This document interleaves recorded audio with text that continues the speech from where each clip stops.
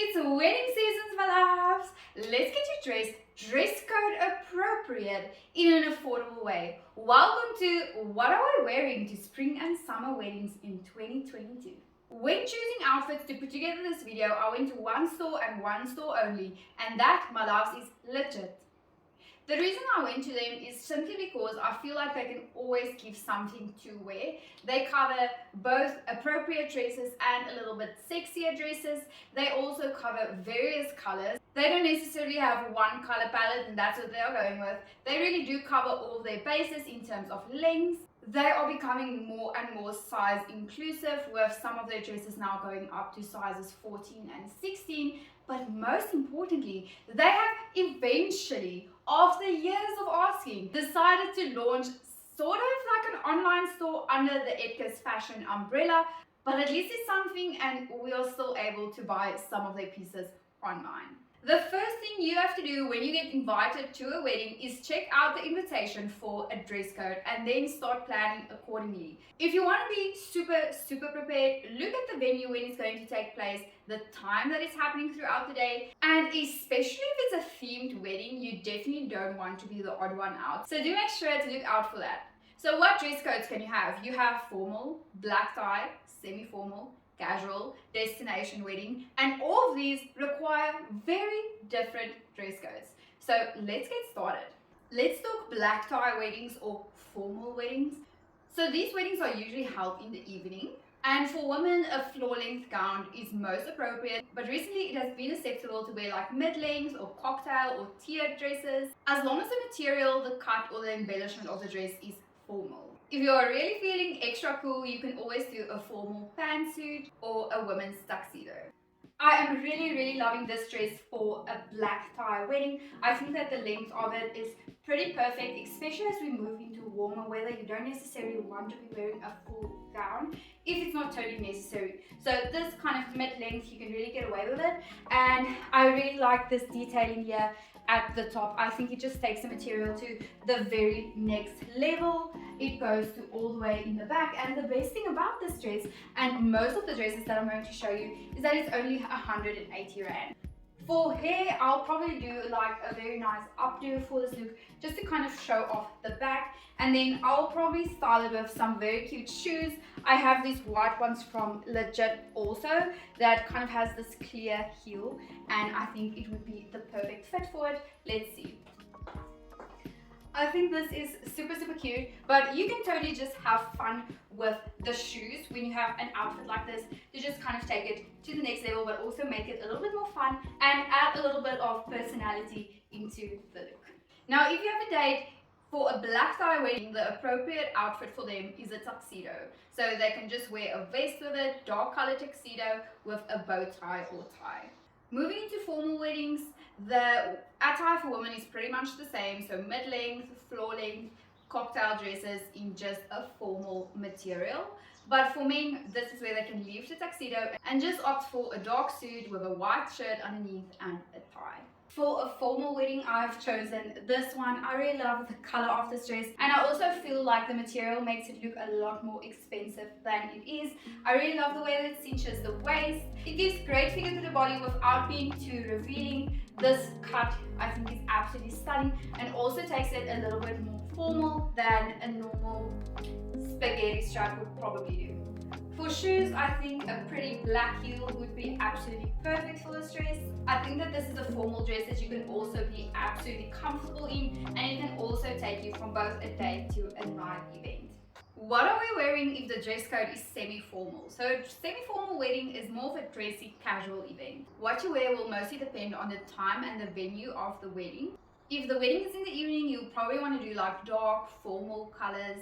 And then if it's a daytime wedding, you can do more light colors.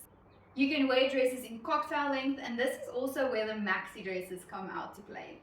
At semi-formal, I feel like we can start bringing some color back into the equation, and nothing screams summer and spring like a bright color like this.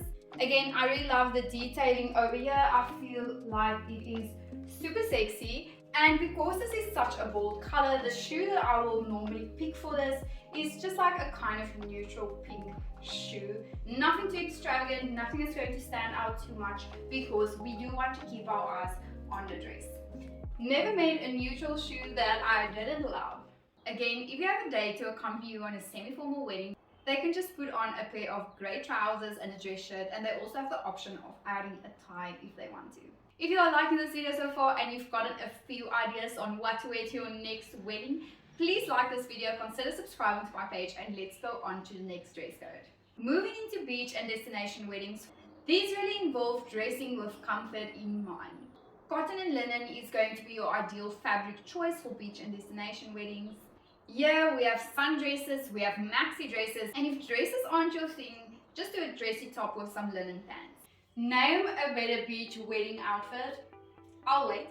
I believe that this is such a cute fit for a beach wedding. I think in another color, it might also be good for a bush wedding. I really love the flowiness of it. It is actually quite lightweight, a light fabric, and destination weddings have more of a casual feel to them. So I think that this is perfect. I really love the way that it cinches the waist.